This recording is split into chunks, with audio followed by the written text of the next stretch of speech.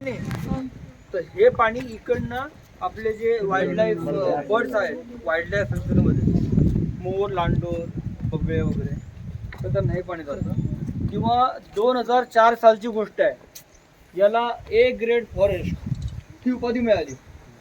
त्याच्यामध्ये जवळजवळ काउंटिंग प्रमाणे 14 बिबटे, तडस, रानडुक्कर, चित्ते, हरण, मोर, लांडोर, बगळे, आजगर, कोबरा, नॉर्मल साप.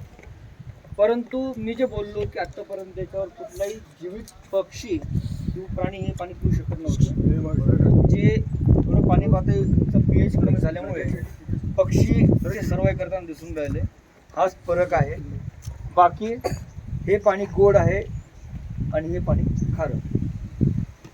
ही आउटलेट, ते आउटलेट ती नाली बघा, सगळेजण बघा.